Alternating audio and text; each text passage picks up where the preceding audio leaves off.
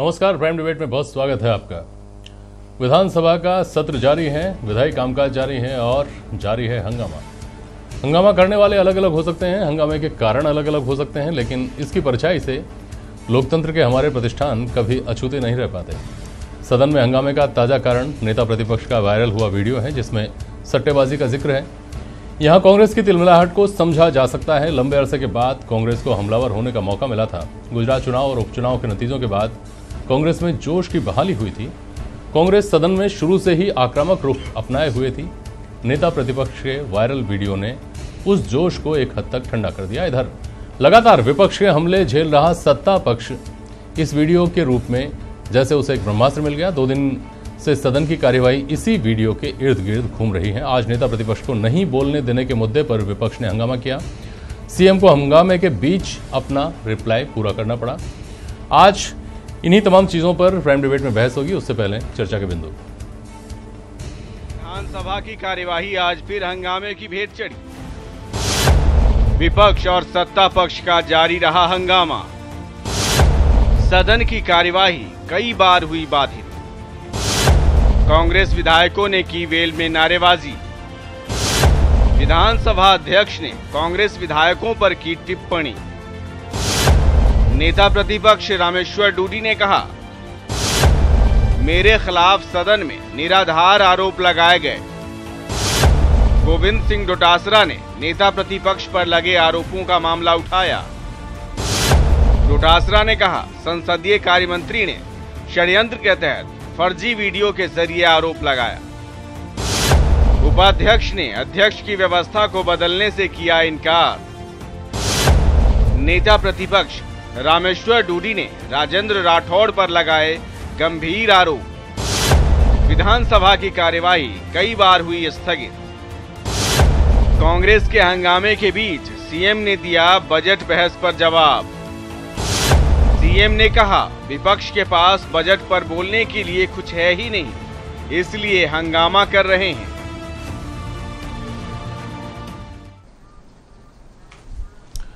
और prime debate में आज हमारे मेहमान मदन राठौड़ साहब, डिप्टी चीफ व्हिप हमारे साथ में हैं। श्याम सुंदर शर्मा जी, वरिष्ठ पत्रकार हमारे साथ हैं।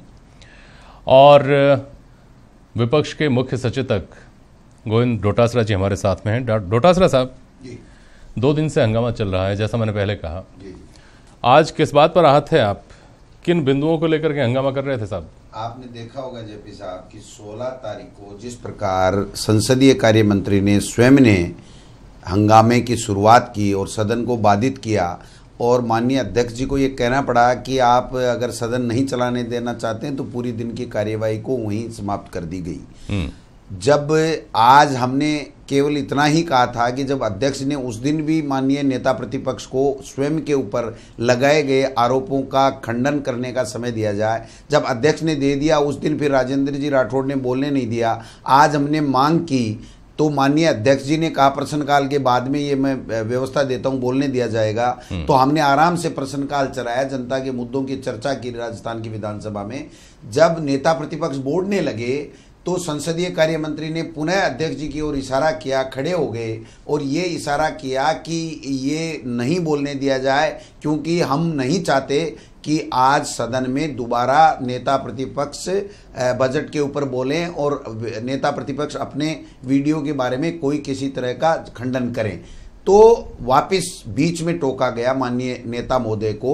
वो यही कह रहे थे कि जिस प्रकार बजट में कुछ नहीं दिया और इसको भुनाने के लिए कि बजट पे कोई नहीं बोले और ये इस तरीके षड्यंत्र रच के और फर्जी वीडियो बना करके इस तरीके से पेश किया गया। मैंने कोई कभी सट्टा नहीं लगाया, मेरे परिवार ने कभी नहीं लगाया। ये बात भी सुनने को तैयार नहीं, तो आप बताइए फिर जनता की मांगे कैसे हम रख पाएंगे? जब नेता एक नेता सदन की मुख्यमंत्री जी और नेता प्रतिपक्ष का बराबर का दर्जा होता है सदन में, और अगर उसके ऊपर व्यक्तिगत आरोप लगाए, किरण महेश्वरी जी पे पिछले सत्र में हमने आरोप लगाए थे, बाकायदा 1 घंटे तक किरण महेश्वरी जी को अध्यक्ष ने व्यवस्था देकर के अपने आरोपों का खंडन करने का मौका दिया था। उन्होंने पढ़े थे पूरे के पूरे। 1 घंटे जब मंत्री को दिया जा सकता है तो नेता प्रतिपक्ष को आप 3 मिनट भी नहीं दे सकते उसके ऊपर व्यक्तिगत आरोप के। उनको तो कोई नोटिस भी नहीं दिया था 273 प्रक्रिया या नियमों क्या, जब ऐसी नौबत लाए तो ये सरकार नहीं चाहती कि किसानों की बात ये सदन में की जावे।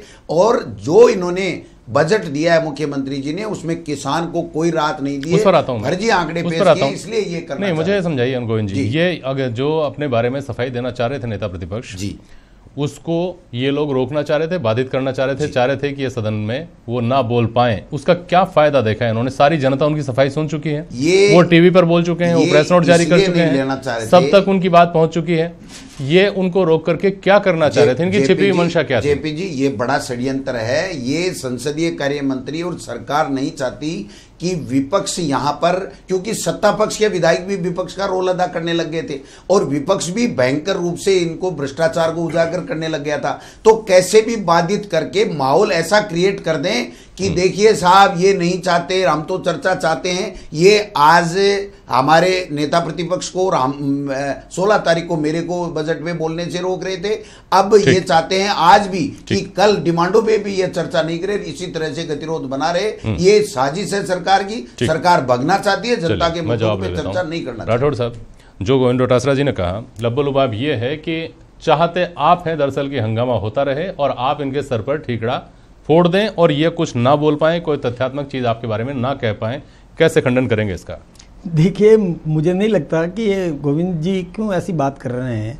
और भाई बिल्कुल सही बात है कि जिस प्रकार का अशोभनीय कृत्य नेता प्रतिपक्ष ने किया था, जो विषय पहले उठा था शुक्रवार को, उसके बाद आज आसन ने बड़ी उदारता से उनको पूरा अवसर दिया कि ठीक है आप अपनी बात रखिए, और ये भी निर्देश दिए कि कोई भी बीच में बोलेगा नहीं, और ये भी कि ये बाद में कोई नहीं ऐसा नहीं गोविंद जी देखिए आप बोलते हैं, मैं देखिए अभी आप ये ठीक बात नहीं है गोविंद जी, ये ठीक बात नहीं है। आपका नंबर आया, आप जरूर बोलना, आपने जो कुछ भी। अरे मदन जी, ऐसे कोई बहस होती है क्या? वो कोई बात आएगी तो बोलेंगे ना बीच में, आप भी बोलिए, उसमें क्या है? तो मैं बोलूँ? हाँ बोलिए। हाँ तो बिल्कुल बोलूंगा मैं, अभी ये बोल ही नहीं पाएंगे फिर, तो उनके पास कुछ भी नहीं है कहने के लिए। तो मैं यही तो कहूँ कि जब उनको पूरा अवसर दिया, उनके पास कुछ कहने का था ही नहीं, कुछ भी नहीं कहना था, वो तो फालतू की बातें करने लगे, अनर्गल बातें करने लगे, बजट पर चर्चा करने लगे। तो बजट पे बोलने का जब उनको आज मौका था पूरा, आज वो पूरा मौका था कि आज वो बजट पर पूरा 1 घंटा बोल सकते थे, 1.5 घंटा बोल सकते थे, लेकिन उन्होंने बजट पर चर्चा की, जबकि उनको अपना स्पष्टीकरण देना था, अपनी सफाई देनी थी, और उसको सफाई का मौका दिया, उनके पास था कुछ नहीं। अरे वो सशरीर खुद थे, खुद ने सट्टा लगाया 3 करोड़ का, और किस मुंह से बोलते वो? उनके पास बोलने के लिए कुछ भी नहीं था। एक मिनट। चलिए श्याम सुंदर शर्मा जी, ठीक है। और गोविंद जी जो बोलते हैं कि किसान के लिए कुछ नहीं किया, किसान के लिए बहुत कुछ किया, किसान बहुत खुश है। अरे सर, किसानों पर तो आते हैं ना, आगे आते हैं। श्याम सुंदर शर्मा जी, शून्य काल में जो समय दिया गया था बजट पे बोलने के लिए दिया गया था, या ये वीडियो के ऊपर बोलने को दिया गया था? देखिए जेपी शर्मा जी, 16 तारीख को तो निश्चित रूप से कह सकते हैं सत्ताधारी पार्टी विफल रही थी अपने मुकाबिला में, लेकिन आज का दिन मैंने देखा कि गोविंद सिंह जी ने खुद ने भी अपने प्रतिपक्ष का नेता का बाकायदा समर्थन किया और सारी बातें हुई, और ये कहा गया कि प्रश्नकाल के बाद आपको पूरा मौका दिया जाएगा। ठीक बात है, मौका देने की बात है, मौका दिया भी गया। और स्पष्ट रूप से अध्यक्ष ने कहा था कि प्रतिपक्ष के नेता जब बोलेंगे तो कोई इंटरवीन नहीं करेगा। प्रतिपक्ष के नेता को पुकारा गया, उन्होंने बोलना शुरू किया, लेकिन वो अपना व्यक्तिगत स्पष्टीकरण देने के बजाय वो बजट पे बोलना शुरू कर दिया। उसी बात को आपत्ति हुई। आप गोविंद जी बात आप देखिए, उन्होंने क्या बोला था मैं बता देता हूँ। उन्होंने ये बोला था कि बजट में कुछ नहीं है। उनको ये कहा गया कि आप क्या मतलब है, आप बात सुनिए, जरा आप शांत रहो। नहीं आप देखिए, एक मिनट आप सुन लो जरा। जब उन्हें कहा गया कि आप व्यक्तिगत स्पष्टीकरण दीजिए, आप व्यक्तिगत स्पष्टीकरण देते, सीधे तौर पे बात कहते अपनी, तो कोई आपत्ति नहीं होती। लेकिन आप बजट पे बोलने के लिए तो 4 बजे का टाइम निर्धारित था ना पहले से ही। आप बोल लेते, आप मेरी बात सुनो, आप डोडाश्री, आप किसी चीज को सुनने का प्रयास नहीं कर रहे।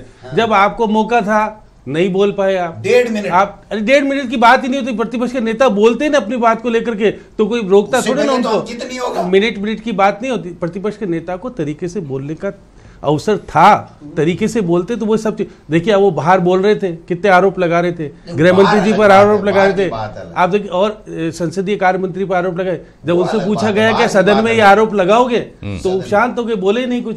जब आपके पास 4 बजे फिर हाउस शुरू हुआ था, आपको कहा गया बोले, तो आप पहले अड़ गए। अरे आप बोलना शुरू करो, बीच में कहीं बोलते तो कहीं तक विरोध आता है, कुछ तो होता। आप देखिएगा स्पष्टीकरण नहीं देते, आप देखिए, सुनिए, आप सचेतक हैं, आपको तो मालूम है नियम कानून कायदे क्या होते हैं, और आप बोलते हैं, आपको बोलने की कहीं आपत्ति होती नहीं। आप तो बहुत देर तक बोले हैं ना सदन में।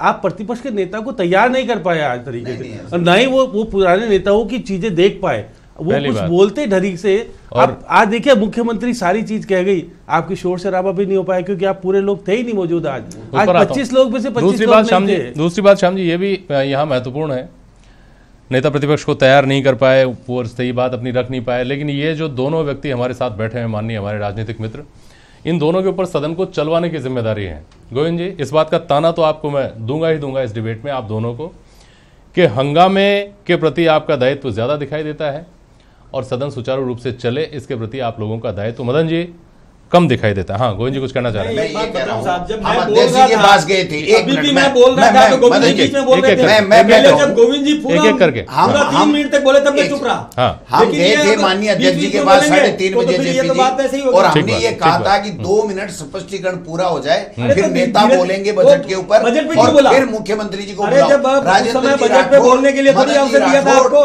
और आपको अपनी सफाई देनी थी, और काली सफाई के लिए कुछ था ही नहीं, क्या बोल से मना कर दिया कि नहीं हम तो कुछ भी नहीं। चलिए ठीक है। अच्छा, अब इससे आज के अलावा थोड़ा सा व्यापक परिप्रेक्ष्य में देखते हैं। आप काफी अरसे के बाद हमलावर हुए थे गोविंद जी, पिछले जो 3-4 साल का जो टाइम निकला है उसमें अभी ये साल और इस साल का भी ये विधानसभा सत्र, बजट सत्र जो है, इसमें आपकी आवाज, कांग्रेस की आवाज खुल करके सुनाई दे रही है। इस वीडियो के बाद में आप लोगों को थोड़ा सा बैकफुट पर आना पड़ा है, ये भी साफ दिखाई दे रहा है। क्या ये बात सही है? क्या आप जो इतने हमलावर दिखाई दे रहे हैं वो इस वजह से दे रहे हैं? ये भ्रष्टाचार हम उजागर कर रहे थे, किसान की बात कर रहे थे, तो उसको रोकने के लिए तो ये अखंड भ्रष्टाचार में डूबी हुई कांग्रेस है, और क्या है भ्रष्टाचार की बात है, तो एक आरोप नहीं है भ्रष्टाचार का, ऐसे मुद्दे ले आए, एक आरोप नहीं है, सर पैर नहीं है, सब आपके भ्रष्टाचार है दुनिया भर के। हमारे बजरी पर आपके पाप किए हुए हैं, सारे पाप आपके किए हुए हैं जो हम धो रहे हैं, वरना बातें करते हो केवल है। अगर 3 करोड़ का कोई सोटा लगा रहा है तो पकड़ो ना, मना करो। हाँ, तो 3 करोड़ का सट्टा लगा ना, सर शरीर है, कीजिए, खुद है, अपने मुंह से बोल रहे हैं 3 करोड़ का सट्टा। मेरी होटल में पूरे हिंदुस्तान के स्टोरियों को वहां बुला करके समझौता कराने की चेष्टा की, और 151 में बंद करके सरकार की सह से उनके ऊपर जवाहरनगर थाने में 151 सरकार करा रही है सट्टे का, सरकार करा रही है, आपके नेता प्रतिपक्ष से सरकार करा रही है, सट्टे का नेता प्रतिपक्ष ने 3 करोड़ का सट्टा लगाया, वो सरकार करा रही है। अच्छा मदन जी, तो करो, नेता प्रतिपक्ष ने 3 करोड़ का सट्टा लगाया, वो सरकार करा रही है, नेता प्रतिपक्ष कर रहा है। क्या पूरा वीडियो लाओ, प्रेस अरे वीडियो है ना पूरा मेरे पास में, बातें करने से फायदा नहीं है, जनता देख रही है, जनता देख रही है, वाला परिणाम आपके मुख्य चुनाव में भी देगी, आपको देख लेंगे, कोई बात नहीं। अच्छा मदन जी, आप जिस तरीके से बहुत जोरदार तरीके से इसको काउंटर कर रहे हो, और हंगामा आपकी तरफ से भी, शुक्रवार का दिन तो कम से कम यही कहा गया कि सत्ता पक्ष ने नहीं चलने दिया, तो क्या आप ये दिखाना चाह रहे हो कांग्रेस को, जो पहले दिन से बहुत हमलावर होने की कोशिश में है, उस तरह का रुख अपनाए हुए हैं, तो क्या आप ये दिखाने की कोशिश कर रहे हो, किस जुबान से बोल रहे हो? आपके सत्ता पक्ष प्रतिपक्ष के नेता का तो ये हाल है, पहले अपने गिरेबान में झांक लो वगैरह वगैरह। मैं इसलिए कह रहा हूँ कि एक नेता को नैतिकता रखनी चाहिए, नेता को नैतिकता रखनी चाहिए, और इतना घृणित काम किया कि जिससे समाज को, युवाओं को क्या संदेश देना चाहते हैं, ये ऐसे युवाओं को क्या सट्टेबाजी में डालना चाहते हैं, बर्बाद करना चाहते हैं, ये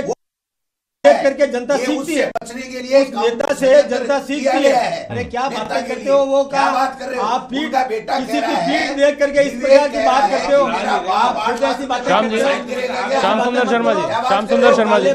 श्याम सुंदर शर्मा जी, विषय वस्तु इसकी जो भी हो, उससे ज्यादा क्या ये मनोवैज्ञानिक लड़ाई नहीं है दोनों पक्षों के बीच में? देखिए जेपी शर्मा जी, प्रतिपक्ष कह तो रहा है, उनको ये तो मुख्य सचेतक हैं कांग्रेस के, अब ये जानते हैं कि हाउस में किस प्रकार नोटिस दीजिए, आप 200, अरे आप हमने दिया ना 285 के तहत नोटिस दिया, आप नहीं हमने दिया 288 के तहत उसको दिया। मदन जी जरा एक बात सुनिए नहीं, आप देखिएगा, आपने भी 273 के तहत जो नोटिस जाता है वो नहीं दिया, 288 के तहत तो आप जो कोई चीज पेश करना चाहते हैं उसका, लेकिन आप सत्ताधारी पार्टी के उप सचेतक हैं, आपको तो पता है तत्कालिक प्रतिपक्ष के नेता के ऊपर इस प्रकार की कोई वस्तु हो जिससे आरोप लगे, सुन लीजिए आप, अब उसके चीज को आप पेश करेंगे तो आप नियमों के अनुसार नहीं कर रहे आप। देखिए आप 16 तारीख को नहीं कर पाए, ये आप सुन तो लीजिए, सदन की पटल पर रखने की चीज कुछ प्रतिपक्ष के नेता के खिलाफ रख रहे हो आप। इस चीज को जान रहे थे कि इसका क्या परिणाम होगा, क्या इसकी दिशा जाएगी, लेकिन कांग्रेस भी आज कह तो रही है, आप कह रहे थे कि गृह मंत्री जी के खिलाफ चल रहा है, आप पंचायत राज मंत्री जी के चल रहा है, या आप चिकित्सा मंत्री जी के चल रहा है, आप दीजिए नोटिस नए तरीके से। आप तो जानते सारे नोटिस देकर के सारी बातें सदन में लाओ, और सारी आप सदन को हंगामे की स्थिति क्यों पैदा करना चाहते हैं। आज देखिए छत्तीसगढ़ में कितने विधायक निलंबित हुए, आपके यहाँ आज नहीं हुआ, हमारे यहाँ अध्यक्ष जी की बड़ी ठीक तरीके से नीति रही। आज अध्यक्ष जी ने इनके शोर शराबे के बीच में मुख्यमंत्री जी का भाषण पूरा करा दिया, और मुख्यमंत्री जी ने आप सुनिए सही, देखिए शुरुआत में उन्होंने आप सुनने का प्रयास नहीं करते। देखिए पहले अध्यक्ष जी ने आपको मौका दिया और आप भी मान रहे थे, आप हाथ जोड़ के करके मेरी बात आप बोले ही नहीं ना। अच्छा ये बताइए, गोविंद जी एक बात बताइए, गोविंद जी आज इन्होंने कहा कि आपके 8 विधायक तो नेता प्रतिपक्ष के साथ खड़े थे, बाकी विधायक पहले तो कुल मिलाकर आपके 14 विधायक तो आज थे ही, 14 या 15 तो, और उनमें से भी 8 विधायक उनके साथ थे। जिस दिन उपनेता प्रतिपक्ष बाहर गए थे वॉकआउट करके, उस दिन उनके साथ कोई नहीं गया। तो ये जो फूट के आपके ऊपर आरोप लगा रहे हैं, क्या सच्चाई है? देखिए कोई सच्चाई नहीं है। उपनेता जी गए थे, उनका आरोप लगा के गए, बाहर जाकर के बोले भी कि सांठ-गांठ है, कांग्रेस की फूट तो वही सामने आ गई। आपके ऊपर इल्जाम लगाया उन्होंने, आज गोविंद सिंह जी आप पर इल्जाम लगाया, आज सब नेता प्रतिपक्ष रमेश जी मीणा ने आपके आज भी नहीं थे वो, और राहुल गांधी को शिकायत करने गए। आप सचेतक है, वो आपकी शिकायत जारी करते हैं कि विधायकों को उपस्थित रहना है, और ये खुद कह रहे हैं कि आए तो आए, नहीं आए मेरा क्या लेना। अच्छा जरा राठौड़ साहब ठीक ये उप सचेतक मानते हैं कि इनके विधायक भी मौजूद नहीं रहे। लेकिन एक मिनट राठौड़ साहब इनकी फूट की तो बात कर ली हमने, ज्ञानदेव आहूजा और जसवंत सिंह का जो ऑडियो वायरल हुआ है जसवंत सिंह के बारे में, उसके बारे में क्या ख्याल है?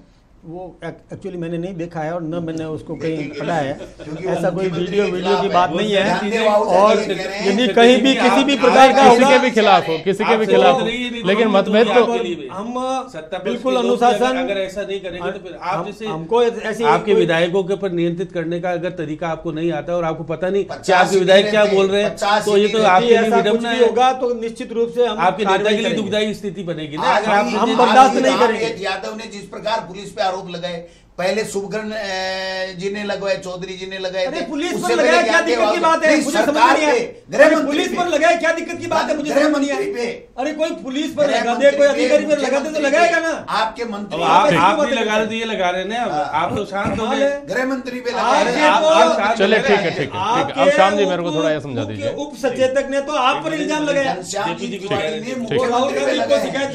श्याम सुंदर शर्मा जी, मुख्यमंत्री जी ने जो आज रिप्लाई किया उसमें क्या नई चीज आपने देखी, और उसका सियासी पहलू या चुनावी पहलू किस तरह से देखा? देखिए जेपी शर्मा जी, आज मुख्यमंत्री शोर शराबे के बीच में बहुत अच्छी घोषणाएं कर गई। प्रतिपक्ष कहीं कुछ कहने की स्थिति में नहीं था, क्यों शोर कर रहा था। आज उन्होंने कहा कि बजरी के नियमों का परिवर्तन पुरानी वाली सरकार ने किया था। उन्होंने कहा कि जो 126 या 128 जो पट्टे जारी किए गए थे, जिसमें LOU जारी किया था, उसमें बदबू की बू आती है, हम उसकी जांच कराएंगे। और नई बजरी सुनिए, रुकिए, अरे मैं बोल रहा हूँ ना आपको, अरे आप देखिएगा कि आप 2013 की बात कर रही थी, आचार संहिता लगने के 5 दिन पहले जी की उसकी जांच कराएंगे और हम नई बजरी नीति लाएंगे। उसके अलावा एक बात सुन तो लीजिए, देखिए कुछ रोगियों के लिए उन्होंने निःशुल्क जांच की बात कही, और उनका कहा कि हम उनका पेंशन दुगना कर रहे हैं, 1,500 रुपये कर रहे हैं। एक उन्होंने सच्ची बात कही, जो कांस्टेबल है उनकी पदोन्नति नहीं हो जाती, इसलिए अतिरिक्त 6,000 पद कर रहे हैं, जिससे कि स्क्रीनिंग होकर के उनको पद काला कानून प्रवर्तन समिति से वापस लेने की आज घोषणा कर दी। लेकिन उन्होंने ये भी कहा कि राज्यपाल ने 1997 में इमरजेंसी वाले जो जिक्र करते हुए कहा कि हमारा कानून तो इतना बुरा नहीं था जितना इमरजेंसी वाला था, एक नेता के लिए सब कुछ किया गया। तो उन्होंने बहुत सारी राजनीतिक परिप्रेक्ष्य में बड़े तरीके से मतलब मैं ये समझना चाहूंगा श्याम जी आपसे, बहुत कम शब्दों में, 30 सेकंड बचे हैं चर्चा के, जो सत्ता पक्ष का फ्लोर मैनेजमेंट और तैयारी आज दिखाई दी, उसको आप कितने नंबर देंगे? देखिए, आज सत्ता पक्ष मजबूत रहा और प्रतिपक्ष अपने फ्लोर मैनेजमेंट में फेलियर रहा, क्योंकि इनके लोग मौजूद नहीं थे। आज शोर शराबा भी उस ताकत से नहीं कर पाए, या तो वॉकआउट करके बाहर चले जाते थे, इनकी इज्जत बच जाती। शोर शराबा भी करते रहे, मुख्यमंत्री का भाषण भी हो गया और ये देखते रह गए और सारी चीज रिकॉर्ड पे आ गई। रिकॉर्ड पे दर्ज हो जाने का मतलब है कि मुख्यमंत्री बोल गई। आज मुख्यमंत्री शोर शराबे के बीच पूरी घोषणाएं जो करनी थी उन्होंने कर दी। किसानों के बारे में हम क्या देंगे, पूर्व मुख्यमंत्री आपने हमारे जो बेरू सिंह जी शेखावत और सुंदर सिंह भंडारी के स्वरोजगार वाली बात कह दी। तो ये बहुत सारी चीज़ें जब आप कहलवाने की स्थिति में और आप हाउस में मौजूद हो, और कितने लोग हो, 14 लोग, क्योंकि ज़्यादा लोग, शोर शराबा भी ऐसा होता है कि मुख्यमंत्री पढ़ते ही नहीं, कुछ होता, हंगामा होता, निलंबित होते, सारी बातें होती तो कुछ अच्छी चीज़ बनती। लेकिन आज बहुत तरीके से हाउस चला, प्रतिपक्ष के नेता शोर शराबा भी करते रहे और मुख्यमंत्री बोलती भी रही, और अध्यक्ष बड़े तरीके से हाउस को चला करके और धन्यवाद दे दिया मुख्यमंत्री को। तो एक बहुत अलग चीज आज विधानसभा को देखने को मिली। चलिए ठीक है, प्राइम डिबेट में आप सभी मेहमान मेरे साथ आज शामिल हुए, आप सभी का बहुत शुक्रिया। आज के लिए बस इतना ही, नमस्कार।